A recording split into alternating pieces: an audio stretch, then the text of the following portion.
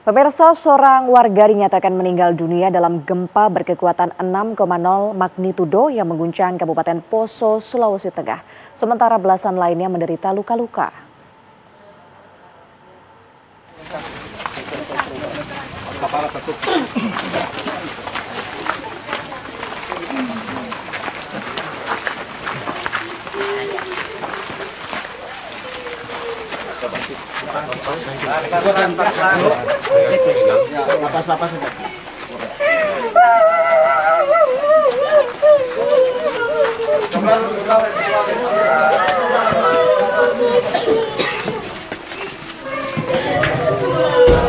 Isak tangis keluarga pecah saat jenazah korban atas nama Kartin Kande tiba di rumah duka.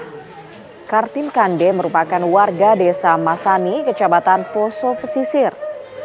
Kartin dinyatakan meninggal dunia setelah menjalani perawatan di rumah sakit. Korban mengalami luka berat akibat tertimpa puing bangunan gereja yang roboh akibat gempa saat menjalankan ibadah Minggu pagi di gereja Elim Masani. Korban sempat dilarikan ke Rumah Sakit Umum Daerah Kabupaten Poso dan dilakukan penanganan medis. Namun nyawanya tidak tertolong. Sementara korban luka-luka ringan hingga berat kini berjumlah 16 orang.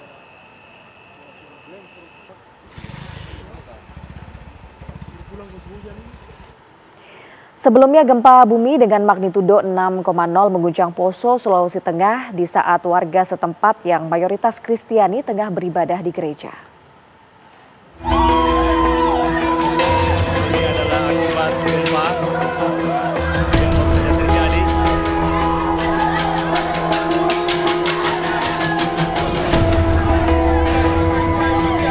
Beginilah suasana kepanikan jemaat gereja Elim Masni di Desa Masani, Kecamatan Poso Pesisir, Kabupaten Poso, usai diguncang gempa. Beberapa yang tertimbun oleh bangunan yang rubuh. Sejumlah warga berusaha mengevakuasi para korban yang tertimpa reruntuhan bangunan gereja.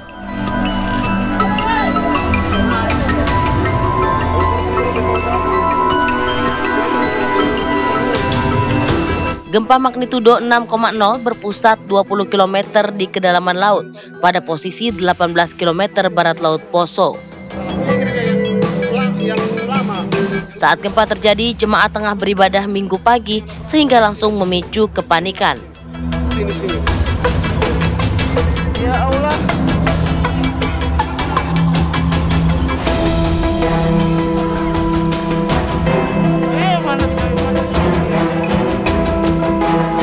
Sementara pasien di Rumah Sakit Umum Daerah Poso panik dan berhamburan keluar ruangan saat gempa mengguncang.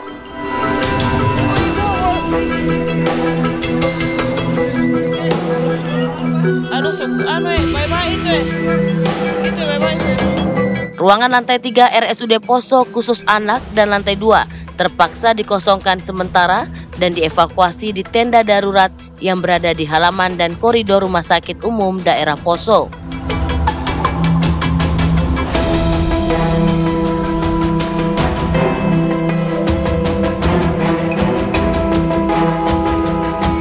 Berdasarkan data sementara, secara keseluruhan gempa menyebabkan belasan orang terluka dan dibawa ke RSUD Poso. Dari Poso, Sulawesi Tengah, Firman Asdar, TV One mengabarkan. Dan untuk mengetahui kondisi terkini pasca gempa berkekuatan 6,0 magnitudo yang mengguncang Poso, Sulawesi Tengah, pemirsa, sudah bersama dengan kami ada Bapak Dharma Metusala selaku Kepala Badan Penanggulangan Bencana Daerah atau BPBD Kabupaten Poso. Selamat pagi, Pak. Pagi, Mbak Indi. Ya, Pak, siang, bagaimana? Di sini sudah siang. Ya. Oke, baik. Bagaimana kondisi terkini di tempat Bapak, Pak? Ya, Pak Indi, ada beberapa informasi yang ingin saya sampaikan. Yang pertama, benar bahwa ada satu korban jiwa yang meninggal tadi malam, dan saya sampaikan lagi, tadi malam itu sekitar hampir pukul 12, ada goncangan 4, sekian magnitudo yang menyebabkan timbul kerusakan baru di beberapa wilayah di sekitar Kecamatan Poso Pesisir Selatan, dan Poso Pesisir Utara. Berdasarkan informasi dari para camat, ada malah akibat gempa itu sudah sampai juga di wilayah kecamatan yang lain seperti di Lore. Kebanyakan yang mengalami kerusakan semalam itu adalah bangunan sekolah. Sehingga untuk sementara sekarang ini bangunan sekolah itu tidak ditempati untuk melakukan sekolah, tetapi lebih kita usahakan di tenda-tenda yang ada atau di tempat-tempat yang kita anggap aman. Itu yang terjadi sekarang. Jumlah korban yang luka benar sekitar itu, masih ada beberapa di Rumah Sakit Umum Poso. Total ada berapa Pak jumlah korban yang luka-luka dan masih menjalani perawatan Pak? Iya, berdasarkan data semalam itu masih kurang lebih 15, dikurangi karena sudah ada yang meninggal tinggal 14. Dan juga kami kemarin sudah menambah jumlah tenda untuk pasien yang atas. Karena memang mereka tidak bersedia lagi atau ketakutan untuk tinggal di kamar-kamar rumah sakit, terutama yang ada di lantai 2 dan 3. Ya, beberapa tindakan sudah dilakukan oleh pihak rumah sakit. 4 sudah dioperasi, yang lain itu berdasarkan info dari pihak keluarga akan dirujuk baik ke Palu maupun ke Makassar. Demikian Mbak Indi. Baik, Pak Dharma, itu artinya tadi Bapak menyampaikan pula bahwa sempat terjadi gempa susulan ya. Berapa banyak rumah yang terdampak atau kawasan lingkungan yang terdampak akibat gempa di Poso itu, Pak?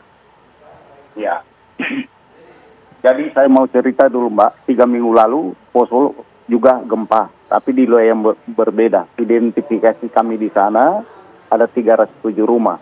Kalau untuk yang kejadian hari Minggu kemarin, masih dalam penataan, angka sementara dia berkisar 60 rumah karena memang banyak kepala desa yang belum merespon permintaan kami untuk mendata rumah rusak. Sudah kami menyampaikan kepada pimpinan dan sudah dilakukan langkah-langkah percepatan.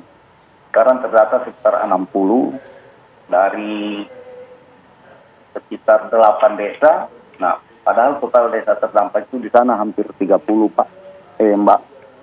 Jadi kami harapkan kami akan terus memperbaiki laporan kerusakan rumah. Mudah-mudahan sebentar siang teman-teman PRC juga turun langsung sekarang untuk mendata. Kami bisa memperoleh data valid. Ya, mereka turun bersama dengan teman-teman Tagana, teman-teman dari Basarnas dan banyak relawan lainnya. Baik, baik. Terima kasih Pak Dharma Metusala selaku Kepala BPBD sudah bergabung bersama dengan kami.